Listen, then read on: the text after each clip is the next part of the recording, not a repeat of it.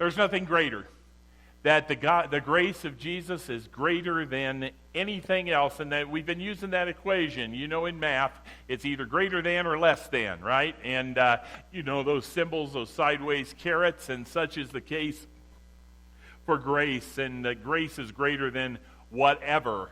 And the glorious grace of Jesus is just that. It is greater than. And so first week we looked at the fact that the grace of God is greater than our sins. Last week we looked at the grace of God being greater than our brokenness. And the challenge each week was to make it personal, was to try and bring it into a level of experience. Just asking you, the first week, asking you to do an exercise where you ask to write in a blank and personally consider what personal issues you might be putting up against the grace of God and saying, it's not big enough for what I'm facing. It included things, as we talked about, sins committed and mistakes made and failures that you carry along with you, and regrets that are keeping you up at night, and even the secrets that you're trying to keep from everyone else. And in the process last week, what we acknowledged, and I thank you for your feedback, I thank you for the many responses to an exercise we did last week, we really acknowledged that we're a bunch of broken people. We acknowledge the fact that anything you want to put in that blank, grace is greater than, and we even had an exercise where we raised our hands in acknowledgement of those issues and those sins and those hang-ups and hurts that others have experienced, and we just came to realize that we're not alone in these struggles, and that was great, and I was blessed just to be a part of that. The thing is, on the one hand, we love talking about and singing about the incredible, the amazing, the wonderful grace of Jesus. All these songs we sang, some hymns, the hymn that we just sang, the different ways in which the worship team expressed it. It's fun to sing about grace. It's on the other hand, though, kind of frustrating when we try, for me anyway, to try and explain something like grace, that the fact is it really can't be explained. I could give you definitions, and I could give you word studies, and I could do all these different things from a way of scriptures, and you can read about it and you can hear about it, but until you experience grace personally, you're not going to get it. And you won't know the things that grace is all about. You won't discover that in the grace of God you have been set free. You won't discover that terminal illness that is sin, there's a cure for it, and that cure took place at the cross. You're not going to know that terrible debt that's been racked up because of sin, where Paul says the wages, what you've earned because of sin is death. You're not going to find out how completely your sin has been forgiven until you experience grace. So just understand that when we experience grace, we celebrate it. And I hope that's what you've done as you worshiped this morning. I hope that's why you're here this morning. But just understand that I'm kind of changing things. Right at this point, here's what we're doing this morning. We're flipping the grace coin. We're flipping the grace coin over to talk about the messy side of grace. When we receive grace, whether it's from another person or especially when we receive it from God, that's all good, right? We love to talk about that kind of thing. However, you start talking about the fact that we have to give grace to somebody, that's when it gets a little messy. When we agree that grace, when we get it, is a lovely kind of concept. But I don't want to talk about grace when I'm talking about the father who berated me growing up, or the spouse who cheated on me, or the boss who fired me, or the coworker that stabbed me in the back to get another job, or God forbid, the relative who abused me. Grace is a fine idea as long as I'm receiving it, but it gets a whole lot messier when I have to give it. And the problem is, we're all called to do that because we've all been hurt in one way or another. We all carry burdens. Some of us, we're carrying them from years in the past. sins that have been committed against us, and we remember them. It can take a variety of images. Maybe it was because we were betrayed or abandoned or abused or victimized or ignored or rejected or embarrassed or bullied, any of those things. Grace suddenly gets messier. And so what we're doing this morning as we look at Matthew chapter 18, the Gospel of Matthew chapter 18, we're going to look at a parable that Jesus gives because he knows how hard it is for you and I to show grace and to give grace. It's that parable of the unmerciful or the unforgiving servant. Starts in verse 21, and here's what we're going to learn, and that is that biblical grace, the grace that comes from God, is only grace if it goes both ways. When grace only becomes real in a life when we learn to give grace, not just to receive it.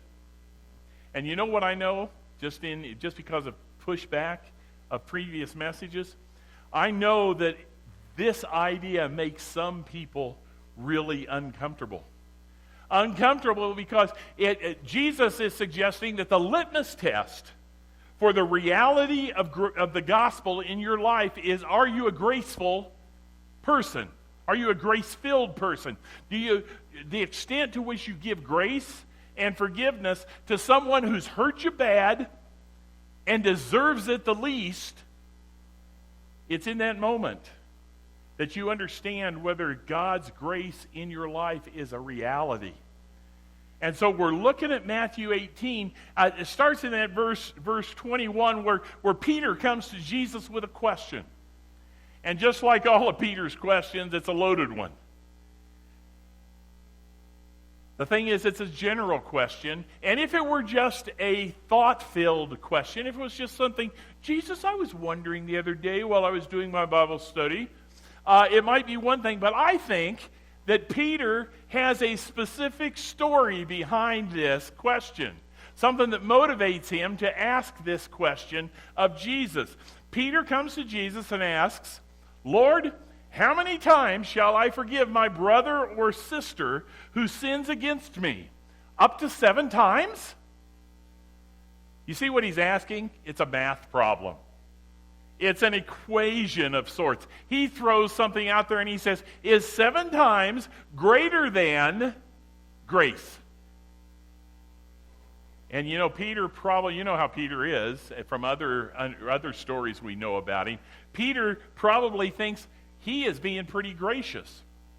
After all, he was raised in the different rabbinical schools where the Jewish rabbis taught you forgive someone 3 times. And on the 4th time, you let him have it. You don't have to forgive after 3. And so he throws out this number, 7. And he's pretty sure that Jesus is going to give him props. He's pretty sure that he's going to get a compliment from the master. That Jesus is going to turn to him and say, Peter, 7 times? You are so generous. I wish the rest of my disciples could be like you. That isn't what he gets back, though. It just seems like Peter, it's one of those, you know how in the legal area, you don't ask a question unless you already think you know the answer? I think Peter knows the answer, and more than that, Peter has someone specific in mind when he asks this question. Somebody in his life that has probably hurt him. And it may be that 7 is a very real number. Because he's got this person that's been in his life a while, and not 2 or 3 times, but exactly 7. And now he's saying, how about now, Jesus? Can I drop the bomb on this guy now? Because he's ready to be done with him. For you and me, we may find ourselves in a similar situation. We've got that thing. And while it may not be the number of times we've been offended or the number of times it's been done to us, maybe it's the degree of the offense. It's not 7 times, but it's that one time that it happens so intensely that it feels like 7 times. And I think Peter's probably talking about somebody that's very, very close to him. Maybe even somebody that's in a relationship where he ought to love them. I think it's somebody that he knew pretty well. Because the truth is, a lot of us have those experiences where somebody comes into our life in the front door, goes out of our life through the back door, and during a period of time they drive us nuts. Or is that just preachers who have that problem?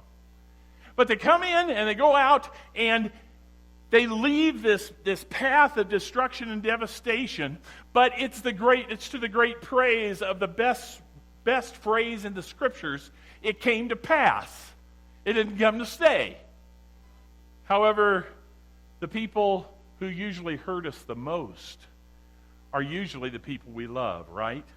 Because the people we love, those are the ones we give power over us. And with that power can come a great deal of damage. And so I don't know who it was for Peter. And this morning in making the application in here, I don't know who it is for you. But I've got some names that come to mind. And we'll just keep them to ourselves. But the one thing I know, that behind Peter's question and behind your question, if you were asking it of Jesus this morning, it would probably be asked because there's a name and there's a story. And I think all of us would like to ask the same question Peter asks. How far is too far? How much is too much? When does grace run out? That's what Peter, I think, wants to know with this particular question. Okay, when does the hurt in my life, the pain that this hurt has caused me, when does it outweigh grace? When is hurt greater than grace? And so Peter asks Jesus for a number. He wants a number. And Jesus offers a quantitative answer in response. Verse 22, I tell you not 7 times, but 77 times. In fact, some of your translations say 70 times 7. What is it Jesus is saying here? Exactly what we've been saying for the last several weeks in this study. Grace is never less than. Grace is always greater than. Always. And here's where our pushback comes. Because we've been right there on the front lines of some of this ungracious behavior toward us. And we object to it. And we would say to Jesus, and we say to anybody that's trying to counsel us and teach us, let me tell you my story. Yes, but let me tell you about my broken heart. Let me tell you how I was betrayed.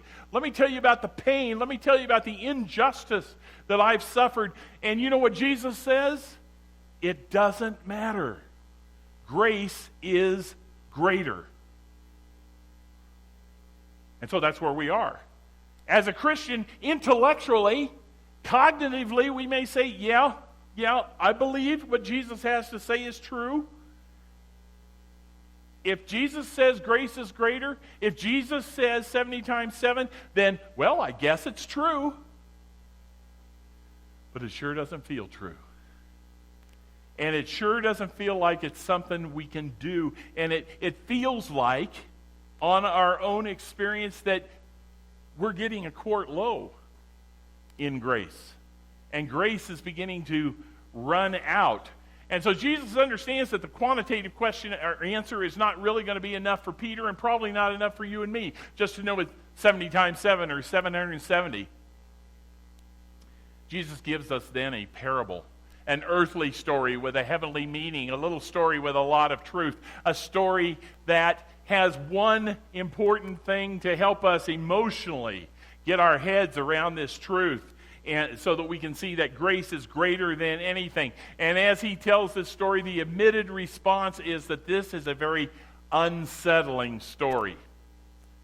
Verse 23, therefore the kingdom of heaven is like a king who wants to settle accounts with his servants. I don't know if you can picture this king, that in other places it talks about him being a master. But here is this high-powered, wealthy CEO type who's taken a look at his books, his accounting books, and he's seeing where things are in the different relationships with the different people of his kingdom, and he wants to collect what is owed him.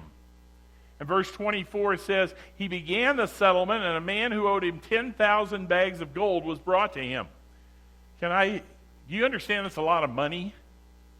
10,000 bags of gold. It's been estimated the size of the bags, etc., and the weight of the bags, somewhere around $150 million, which was about 10 times the national budget of the nation that that Jesus is speaking in. It's an astronomical number. And so you can imagine the response of those who are listening. The response who are there, and just they laughed when Jesus preached a lot, because most of what he used for humor was hyperbole. Camel through the eye of a needle, all these different things. And this is hyperbole. First off, that this servant couldn't possibly owe this master that much money, and secondly, the debt that was claimed or declared was a debt that there was no way he could pay. And verse 25 goes on to say, and since he was unable to pay a given, the master ordered he and his wife and his children and all that he had to be sold to repay the debt. That wasn't unusual in the ancient world. That's what you did to people who owed and were not paying. And that's what this king says. Look, you owe me $150 million. Nothing you do is going to make much of a dent in all of this, so I'm going to cut my losses. I'm going to sell you and your family and everything you got, and I'm going to be able to close the books on this particular issue.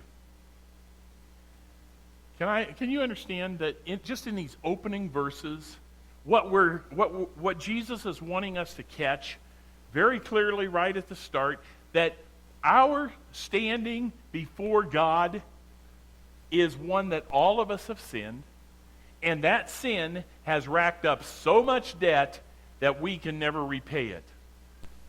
Among ourselves, we'll compare ourselves to each other. We may deny that we've even done it. We may live in an overall denial. But the fact is, no amount of good deeds, no amount of benevolent acts are ever going to balance the books. So God says, I love the way you've lived your life overall. Come on into my heaven.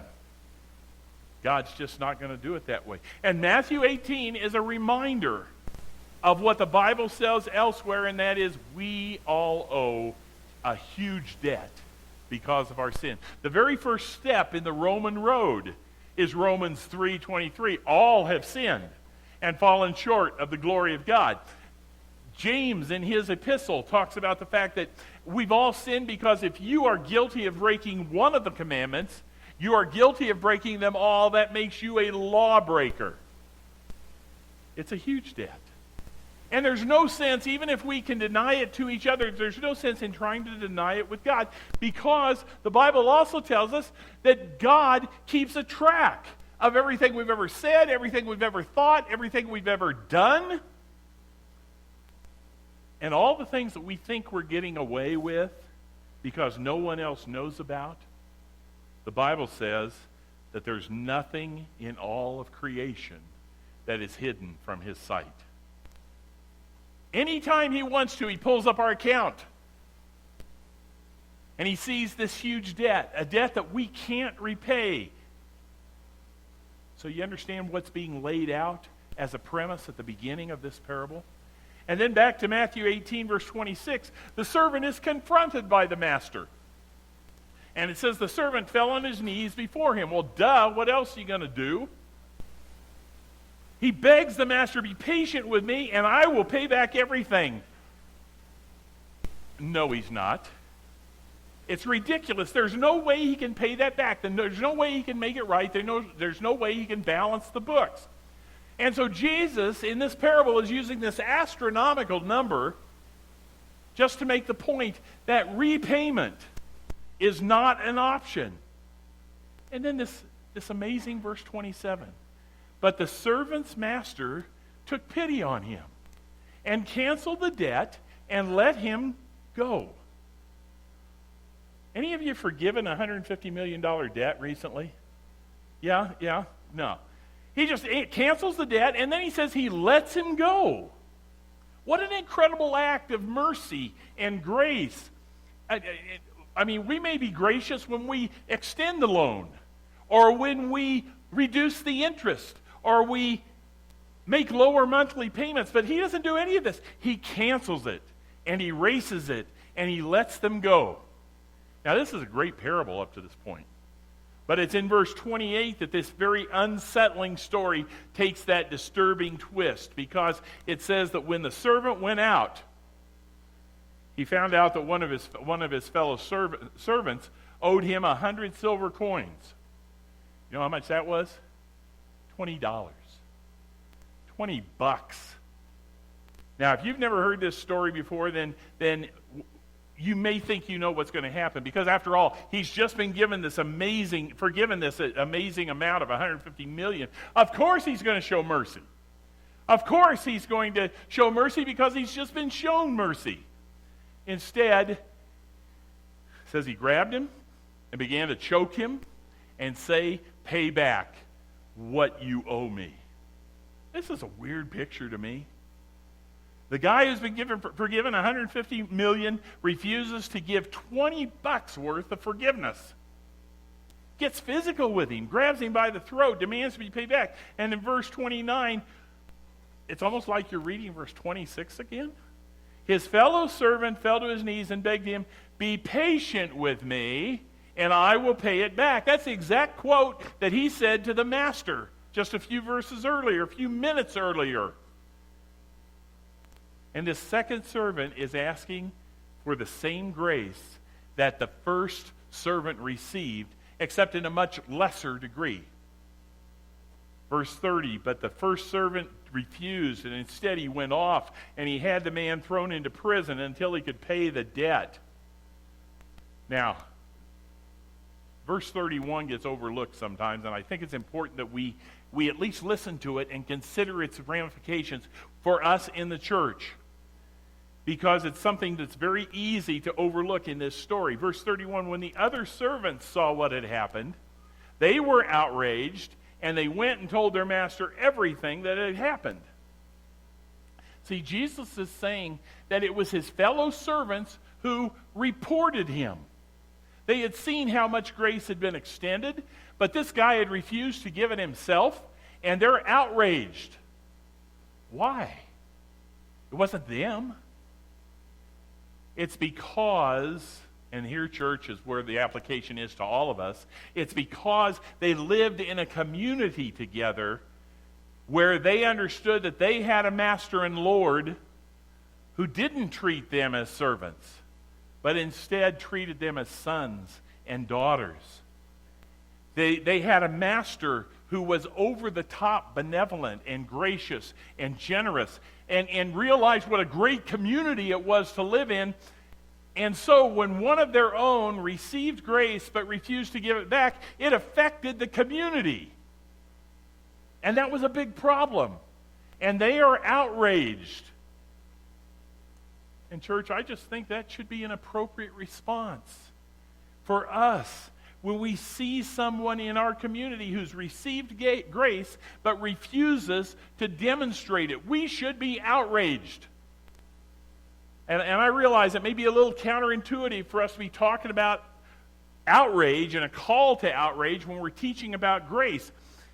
But you know, it's true. It's the only way this community of believers, the body of Christ, is really going to work. It's not going to work if each of us just decide to receive grace but refuse to give it. So when we see brothers and sisters who have received God's grace in turn act ungraciously, that is a big problem. And it doesn't matter whether we see people who are being judgmental and legalism, the kind of actions toward people who aren't facing the same, or who are facing different problems than they are, and they gossip and they condemn, or whether it's someone who abuses God's grace by living a lifestyle that infringes upon the freedom of another in the body. The church needs to be ready to say something. We cannot be okay with ungraciousness in the body. And so you see it in this parable. Within this community of other servants, there is this determination, and it's really not that they're taking justice into their own hands. All they're doing, as we're going to see, is reflecting the heart of the master. And if the body of Christ does not reflect the heart of the master, we've got problems. And they go to the master. And that this guy who has received such incredible grace from him was refusing to give it, and there is a response. Verse 32, the master calls the servant in. You wicked servant, he says. I canceled all that debt of yours because you begged me to. Shouldn't you have had mercy on your fellow servant just as I had on you? And in his anger, his master handed him over to the jailers to be tortured until he should pay back all that he owed. How long is it going to take him to pay back this $150 million debt? A long time. Like maybe forever. Like maybe never pay it back. And he's going to spend the rest of his existence in a prison, living with this overwhelming guilt of what he did. And you know what that's called, if you want to apply the parable to the life of the believer? To the life of the one who is ungracious in their expression, it's called hell. You know, sometimes when Jesus tells a parable, he lets the crowd go home and think about it. He lets them go home and chew on it. He lets them go home and examine for themselves the meaning and the implications. Just know that there is absolutely nothing vague about this. And here's how Jesus ends this parable. He ends it with a very clear message. He says, this is how my heavenly Father will treat each of you unless you forgive your brother and sister from your heart. I know where the pushback is right there. Are you telling me? You telling me that if I don't forgive a person who has hurt me or abused me or betrayed me or cheated me, if I don't forgive them, then God's not going to forgive me? No, I'm not telling you that. It's just what the parable says. It's just what Jesus is saying. You deal with it. I'm just reading it, okay? But the lesson is clear. Jesus is getting ready to pay your bill. And he says, I'm going to pay it off. The debt is going to be gone. But don't just receive grace from me. You need to extend it to others. And it is an extension of that. It's not okay for you to come here week after week and celebrate the grace of God, the grace that God has given you and you have received, and still hold on to a grudge or a bitterness, or to let the resentment build or allow some hurt to become hatred. And I know that's not fair. A person who has probably hurt you probably owes you something, at least an explanation. They owe, in worst cases, they owe you a childhood. They owe you a marriage. But they may owe you money, but forgiving them. That's the heart of the Father. That's grace. And Jesus here is saying, just know that you will never be asked to give more grace than what you have already received from God the Father. You see, Jesus answers Peter's equation with this equation of his own. And in the parable, he asks the question, is $150 million greater than $20? Do we need to spend some time figuring that out? You want to get a piece of paper out and work on that? No. But in case, all he's saying is we have been forgiven of a lot greater than what we'll ever be asked to forgive. And I'm not trying to make light of what some of you have gone through. But if this equation, that grace is greater, doesn't make sense to you, then you don't understand the gospel. And the truth is, you don't really understand yourself. Recently challenged by this quote, if the biggest sinner you know isn't you, then you don't know yourself very well. There was a time I would have pushed back about that big time. I would have said self-righteously, of course I'm a sinner, but I'm not the biggest sinner I know. And saying that, all I was doing was demonstrating even the more fully my own personal sin. And as I read it over and over again, that quote makes more and more sense to me. I think it made sense to to Paul. Paul says to Timothy that he's the chief of sinners, and he says that Jesus came into this world to save sinners, of which I am the worst. So your translation says, of which I am chief. Now, for the longest time, it was easy for me to comment on that particular verse. I knew Paul's history. I knew what Paul had been like when he was Saul before he became a Christian. He had this terrible past of persecuting the followers of Christ, all until an incident with the risen Christ on the road to Damascus. And I can understand why Paul would take this very humble view of himself, all because of what had happened in the past. But if you look at that verse again, Paul's not saying, I was the worst. He is saying, I am the worst. And the more you know about yourself, and the more you are in the gospel and discover the holiness of God and the grace of God, the more you recognize that this equation makes sense.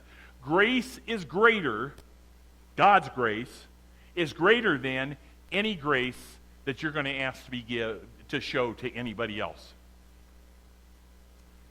We've been forgiven this debt because of our sin. And Colossians 3 says that we are then to forgive as the Lord forgave us. So that's a lot. And maybe you're saying, it's not worth it. It's not worth it to let that person out from under how I'm feeling about them because of what they did. Let me just suggest 3 quick equations as we leave today to help you choose grace over some of the more typical responses that we make when we're wounded, all with the purpose of showing that grace is greater than any other response that we think we have in our holster or in our arsenal. First one is that grace is greater than having an attitude or an idea of repayment. See, repayment is the idea that I'll forgive if you make it right first. Most of us grew up as a child. If you're disrespectful, if you're disobedient, if you've hurt someone, then it is your job. You need to say or do something to make it right to the person that you hurt. All the time, my mother was saying, Marty, tell your sister you're sorry. And to keep from spending the afternoon in my room, Nancy, I'm sorry. And that's a good lesson for a child to learn. I'm not saying it isn't. But in my case anyway, it carries over into this unbiblical approach when it comes to forgiveness and grace. Because suddenly I've got to figure it out in my head. When someone hurts me, I will forgive when that person who has hurt me makes things right.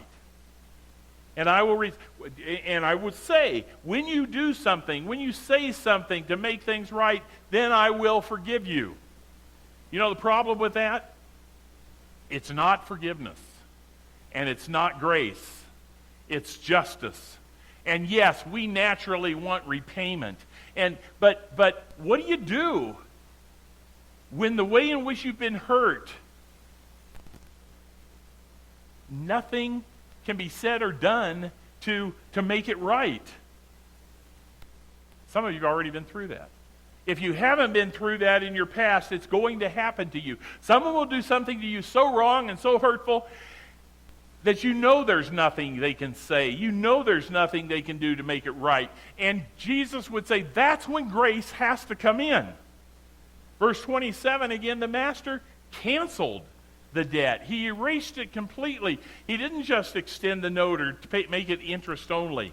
And that's what God has done to us. Just understand, I am not saying and I'm not talking about trust. Trust still needs to be earned. I'm not talking about letting somebody into your life, no questions asked.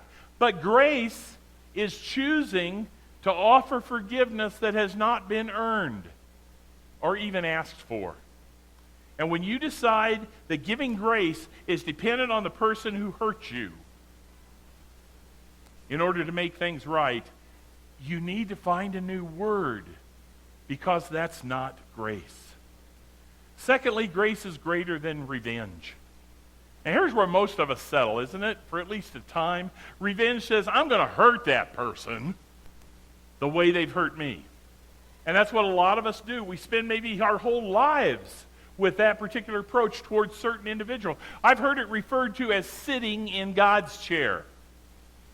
The problem is we don't know their story. We don't know how they may have been hurt before. More than that even, we don't know what God's got planned in the future, how He's going to redeem it and work things together for our good as ones who love Him.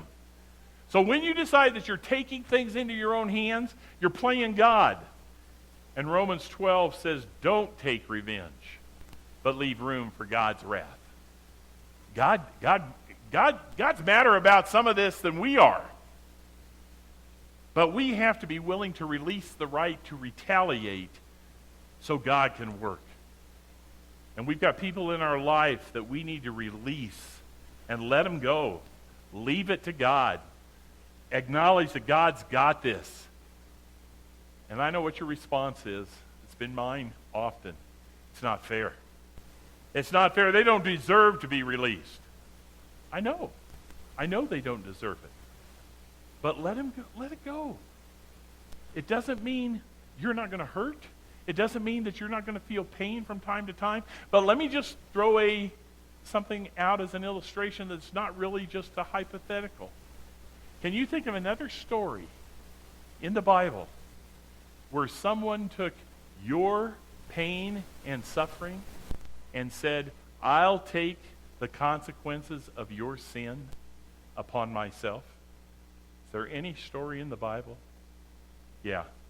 And that's where you and I have to look. We have to look to the cross. Lastly, grace is greater than resentment.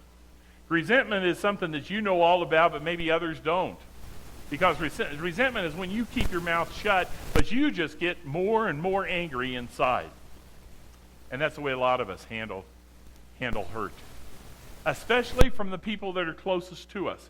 We understand life goes on. We've still got to have those Thanksgiving dinners. We've still got to do all that kind of stuff. But we just hold on to our bitterness.